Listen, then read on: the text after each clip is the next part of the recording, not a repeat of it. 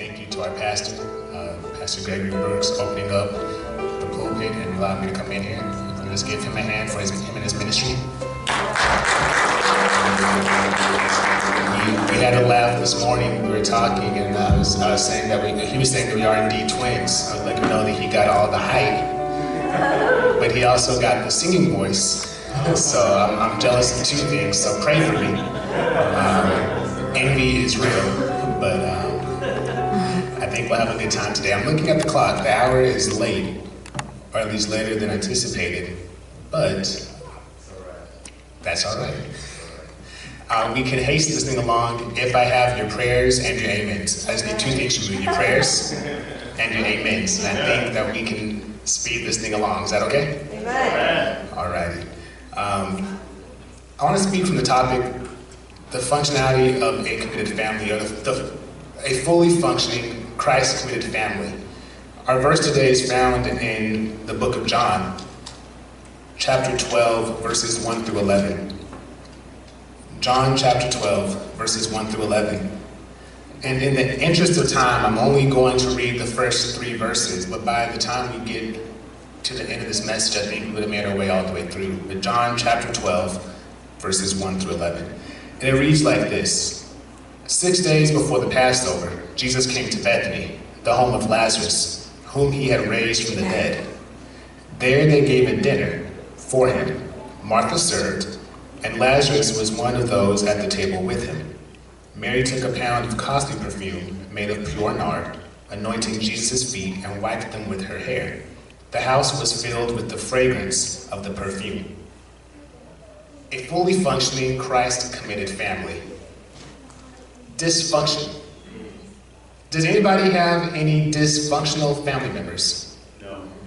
No, okay. If we don't, then it just might be you who is the dysfunctional member of the family, if you can't think of somebody. Truth be told, I don't want to talk about dysfunction. I actually want to talk, even though it might be all around us, whether on the federal level, state level, local level, our neighborhoods, some of our churches. I really want to talk about function, or what it means to be a fully functioning family of faith. Though dysfunction might be around us sometimes as we read the paper or watch the news. We see in the text today not a family, not a unit of dysfunction, but one that has learned what it means to truly be functional. We see a family that knows what it is to be Christ-committed. There's something that allows this brother and these sisters to function properly. These are they who understand what it is when the word moves into the neighborhood, what it is when the word comes into the house, when the word comes into those and makes life better for them and those around us.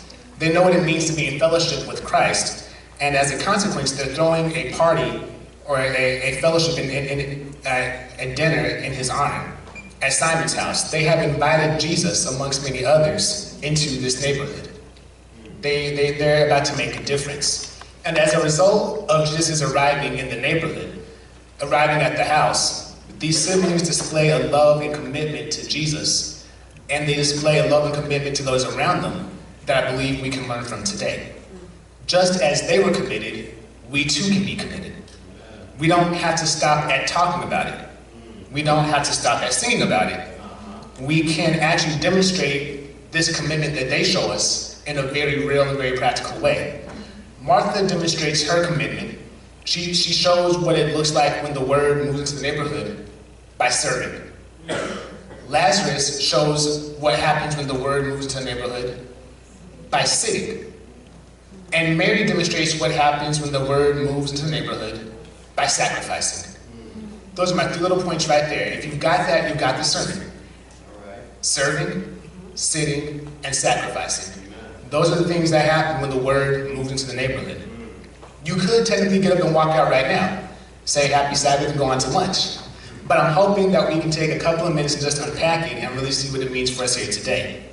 Now, when we get into Bethany, we'll find out that these commitment expressions lead us to understand something about how you and I ought to display our commitment as a family right here in Gilbert. Now, the Bible says that these siblings are doing something for Jesus that allows Jesus to carry on his work, or to further the work of Jesus. By the time you get down to chapter 11, or to verse 11, in the same chapter, you're going to read, because on account of him, talking about Lazarus, Many of the Jews were going away and were believing in Jesus. Now don't miss this, because by the time our story closes, the Jews on account of Jesus, or on account of Lazarus, walk away believing more in Jesus. When we walk around the text for a moment, we're going to see that they were able to put their faith in Jesus, that they were able to further this work because Martha served. Can somebody say served? Served. As a result of the word coming into the neighborhood, Martha served with diligence. You and I have to have the commitment, have to have the response of Martha, and serve with diligence. We have to understand something about Martha. Martha is a culinary artist. Martha is somebody who knows her way around the kitchen.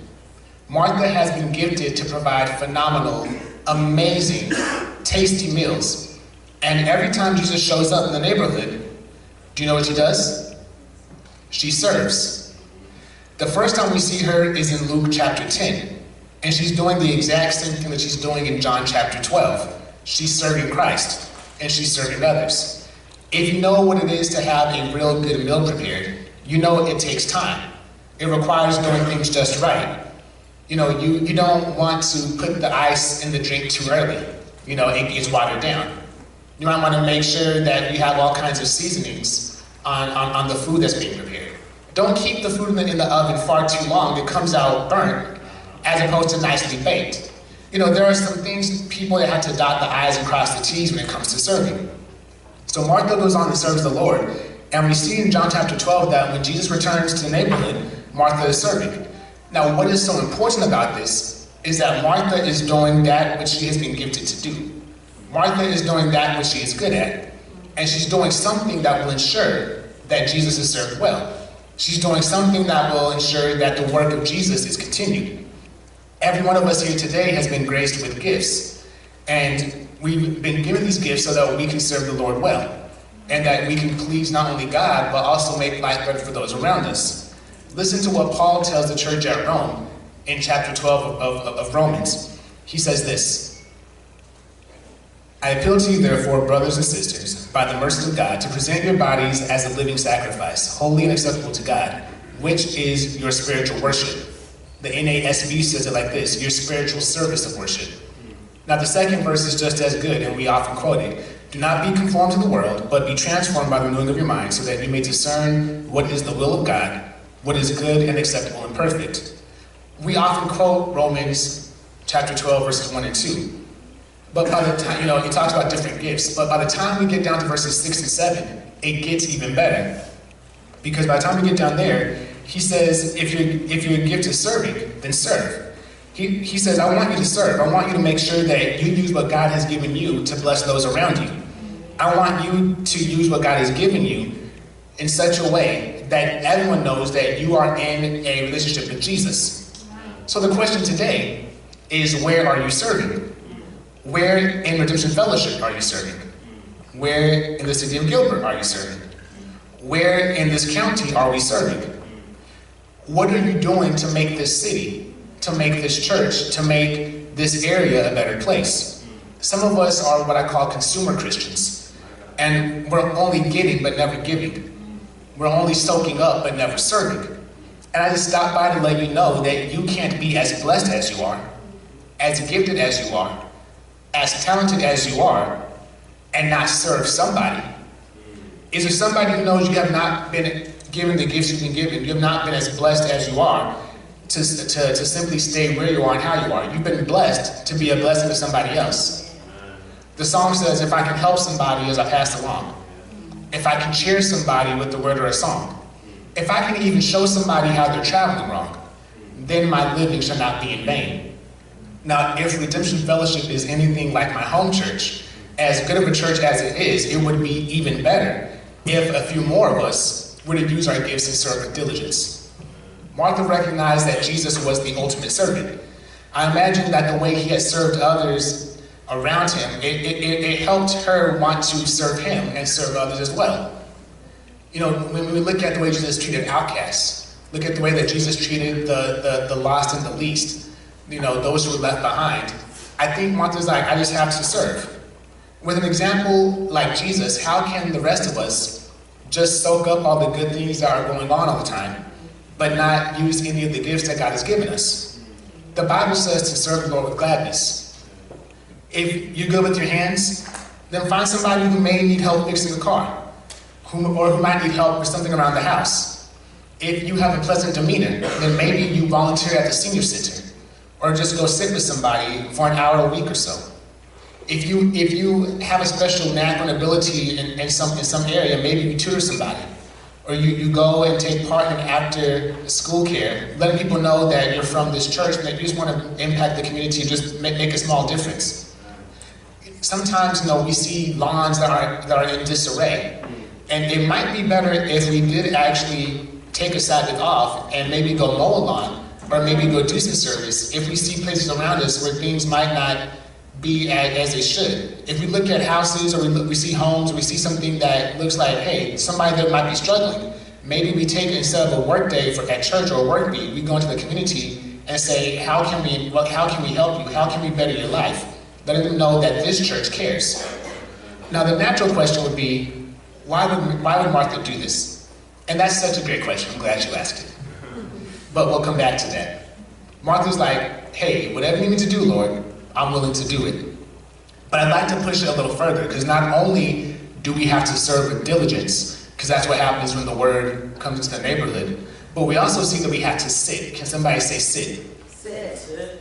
Okay, I heard it on this side. I don't know if I got anybody over here. Can somebody say sit? Sit. All right, so we not only have to serve with diligence, but we also have to sit in or sit with devotion. The second sibling in the story is sitting at the table. He's reclining with Jesus. And I know what you're thinking. What kind of commitment does it take to sit? What kind of expression is there in just sitting? Didn't you just get done telling us to serve? And now you're saying to sit. Make up your mind, Mark. You're going both ways. But I would submit that each of these siblings shows us in their own way what happens when the word comes to the neighborhood. And not only do we have to serve with diligence like Martha did, but we have to sit in devotion just as Lazarus did. Though it appears that Lazarus is just sitting at the table, they're reclining, because he just ate one of Martha's amazing meals. Maybe he gets a good stretch on, loosens his belt. That's not what I quite see in the text. I think it goes a little deeper than that. When we look a little closer, we see that Lazarus he's not just there sitting, but he's trying to stay as close to Jesus as he possibly can. Lazarus decided he wants to be right there next to Jesus, because he doesn't want to miss anything that the Lord has to offer. This is not just sitting. This is communion. This is fellowship. This is intimacy. He wants to be so close to Jesus that no matter what's going on around him, no matter how hectic life gets, no matter how crazy things end up, that there's nothing that will turn Lazarus away from Jesus. Lazarus sits there so that whatever Jesus is saying, he hears it. Whatever Jesus says, he realizes it, participates in it. Whatever Jesus does, he sees it. Many of us would be a lot better if we would just take a little time to get a little closer to the Lord. Enjoy some intimate time with Jesus, some fellowship with God. This is more than just showing up for church. This is communion. And he had communion in his house. He had communion not just in the church place, but somewhere else. Has anybody ever encountered God in their own home? Okay, I think two of us have. For the rest of us, we can encounter God not only in this place, but we can encounter God in our own home. We can encounter God driving on the freeway, encounter God in the gym. We can encounter God, going out to eat. And we can show God to others. We can serve, we can make somebody's life better when we encounter God, allowing them to encounter God at the same time. Once again, have you ever encountered God in your house? Yes. Have you ever encountered God in your car while you're traveling maybe down the 10 freeway? Yes. Have you ever encountered God in the gym? The song says, what a fellowship, what a joy divine, leaning on the everlasting arm. There's absolutely nothing like an intimate relationship with Jesus, drawing us closer to Christ so we can feel him even when we're frustrated. I don't know about you, but I need to draw closer to God. I need to draw closer to Jesus because I know how I can be. I know how I can act. I know how I'm prone to do silly things every now and again. And sometimes when we're out working on behalf of others, even working in the community, somebody's going to say something that's going to upset you. They might say something that, or they might not understand what you're trying to do. And if you're anything like me, you might be prone to say something that's not very Christ-like. But the more that we draw closer to Christ, the more that we reflect Christ and Christ's character. So we don't only want to go about serving, but we also want to sit like Jesus, or sit with Jesus, so that we can reflect Jesus when we are doing these things, whether it's in this immediate area, or if it's at a school, or if it's in a community center, or wherever else. The song says, "I am weak, but thou art strong. Jesus, keep me from all wrong. I'll be satisfied as long as I walk, let me walk with thee. Just a closer walk with thee. Granted, Jesus is my plea. Daily walking close to thee. Let it be, dear Lord, let it be." If we can find time to do everything else, we can find time to sit with Jesus. If we can find time to look at all the Facebook posts, if we can find time to go through the Twitter feed, if we can find time to post on IG, we can find time to sit with Jesus and go and show others what it means to be a disciple of Jesus. Go and show others what it means when we've had our devotion with Jesus, when we reflect Jesus. Is there anybody who knows that having a close or intimate relationship with Jesus can change one's disposition? It can change our attitude. It can change our outlook on life, our outlook on the world around us. But once again, why would Lazarus be sitting at the table? Why is Lazarus there like a bump on a log attached to Jesus' hip? Once again, I'm so glad you asked. I'm so glad that you are so engaged. And I promise you we'll get back to that. But if you humor me, we're going to push it just a little bit further. We have one more point, we'll be on our way. So not only do we have to serve with diligence, not only do we have to sit in devotion, but when the word comes to the neighborhood, when the word comes to the house, we also see that as a result of that we are going to sacrifice. Can somebody say sacrifice? Sacrifice. I'm so glad you're with me. So we're going to serve with diligence, sit in devotion, and we're going to sacrifice with determination. Now, the last sibling, Mary, look at her. She decides that while Martha is serving, and while Lazarus is sitting, that she is going to go and grab her pure nard. She's going to grab this perfume, and she's going to pour it on the feet of Jesus. The word pure is in there on purpose, because it wants to underscore just how expensive this perfume is. This is not the generic version. This is not something that you can buy online, or out of somebody's trunk. I don't know if anybody's ever had that experience. I'm not saying I have, I'm just saying that, some people might know about that. But this is pure nard, 100%. This is the good stuff. And she goes and gets her pint of pure nard, and the Bible says it's worth 1 year's wages. Now think about how much money you make in 1 year. Now you testify.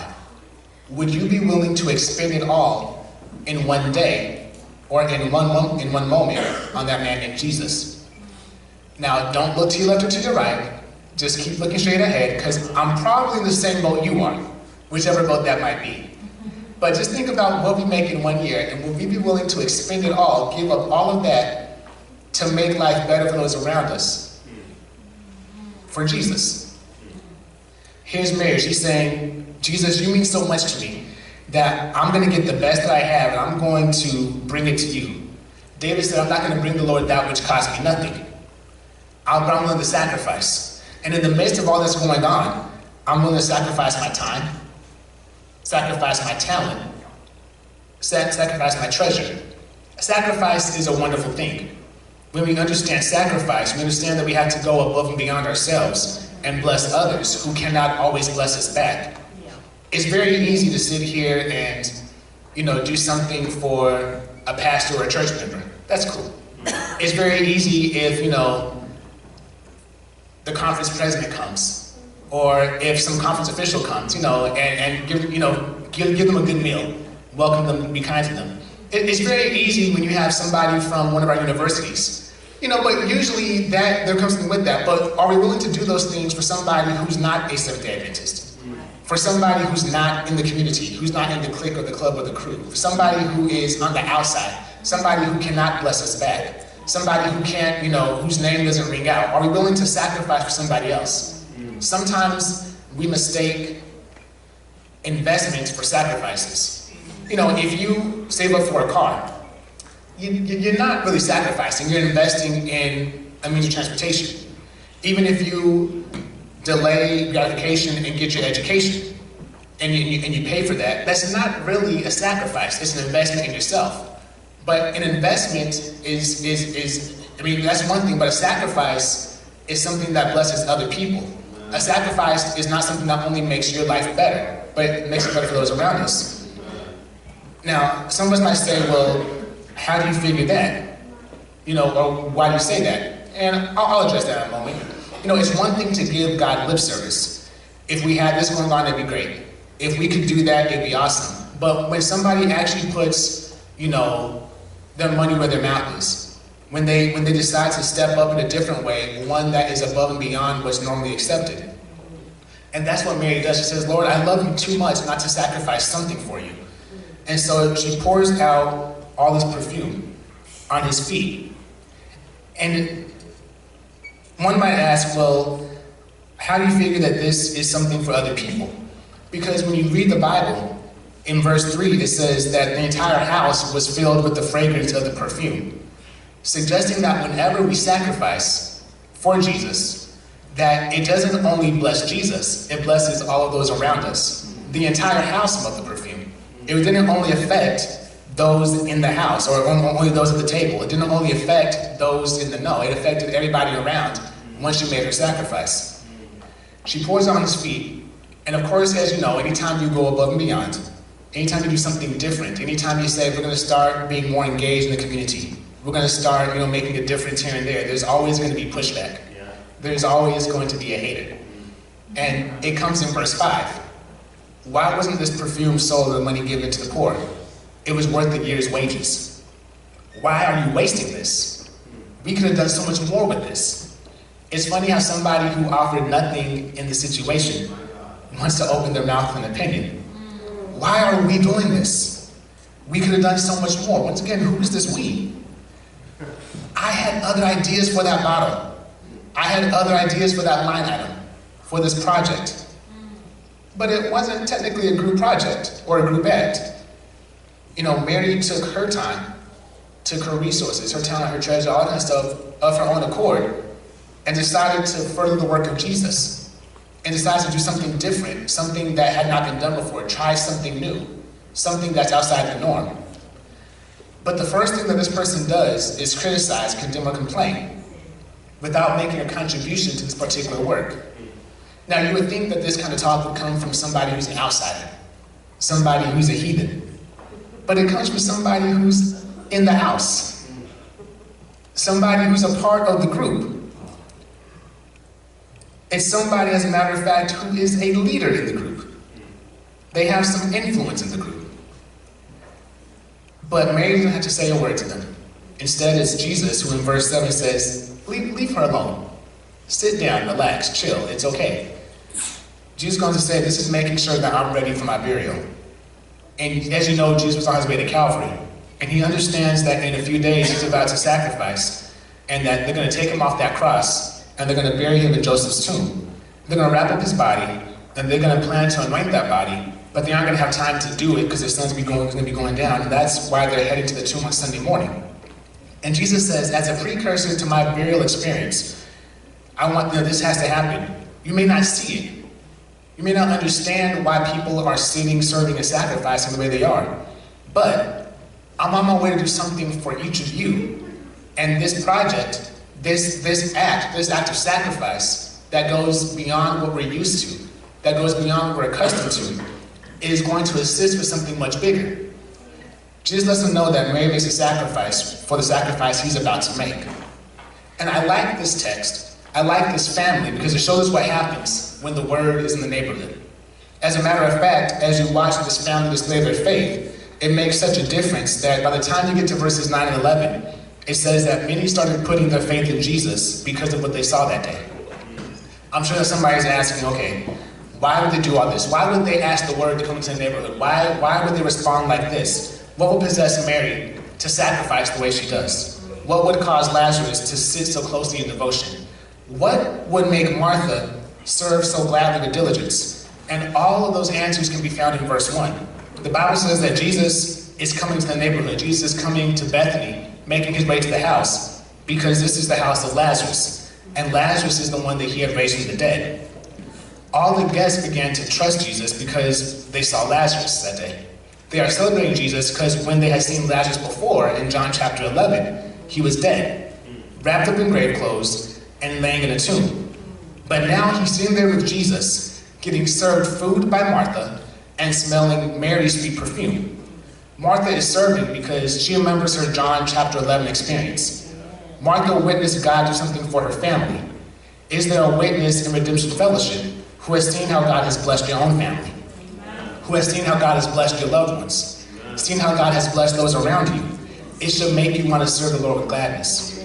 Why is Lazarus sitting so close? The answer is simply because he can. And how can he? Because Jesus raised him from the dead. Just like Martha, he thinks back to his own John chapter 11 experience. And Lazarus can testify that back in chapter 11, I couldn't sit close to Jesus. But because Jesus said, Lazarus, come forth, he got up and he's staying as close to Jesus as he possibly can. And he wanted to reflect Jesus to those around him. Redemption Fellowship, if the Lord has brought you back in a dead situation, if the Lord has brought you back from the brink of death, if the Lord has turned your life around, if he snatched you up out of a bad place, it should make you want to sit as close in devotion as you possibly can. You and I should want to be as close to Jesus, as much like Jesus as you possibly can. Why is Mary sacrificing?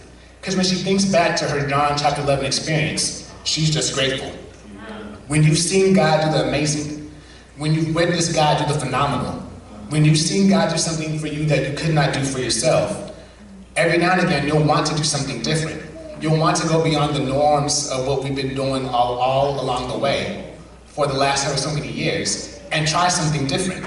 And you'll want everybody to know just how grateful you are. When you read John chapter 11, you'll find that it had been a bad scene for these siblings. But then Jesus showed up. The word came into the neighborhood.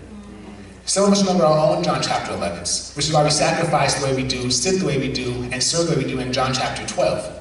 And there are many people that have not yet experienced what we have. There are many people in the community, in the world around us, that are still living a John chapter 11 experience. And they need the word to move into the neighborhood. We are the hands and the feet of Jesus, and we can go and give them that word today. Is there anybody in Redemption Fellowship who knows that if it had not been for the Lord on our side, that we would not be here today? I like what's happening. I had a chance to talk to Pastor Brooks, and he was saying that there are some things in the works as far as, initiatives are going as far as being that are talking about service and talking about things going on in the world around us. I'm so glad to be here in this place today, privileged to be in this place today, to address this congregation, to say that isn't even a good thing. I'm glad that there's a corner being turned and that there are challenges being put before us so that we can serve, sit, and sacrifice. It might seem like a lie. It might seem like, why are we doing all of this? Why are we going to sit here and not just do church as usual, not just be business as usual? That it might take a lot of time. It might take a lot of money. It might take more than we're used to. We're busy people. We have classes. We have jobs. We have whatever else. Why are we doing this? But my question would be, instead of why are we doing this, is how much is too much for the God that's done so much for you and for me? How much is too much for the God who's done so much for each and every one of us? Has God made a way for you? Has God fought some battles for you? Has God opened doors for you? Then how much really is too much? Has God restored your joy? Has God lifted up a bowed down head? If indeed that's the case, then how much is too much to show God to the world, the community around us? Has God put a smile on your face? Has God put joy in your heart? Or strength in your body? Then how much is too much? How much is too much? When I think about my own John chapter 11 experience, I'm happy to serve with diligence. When I think about my own John chapter 11 experience, I'm happy to sit in devotion and reflect Christ to those around me. When I think about my own John chapter 11 experience, I'm ecstatic to sit here and sacrifice with determination. So once again, the question is before us, how much is too much for the God who's done so much for you and for me? Amen.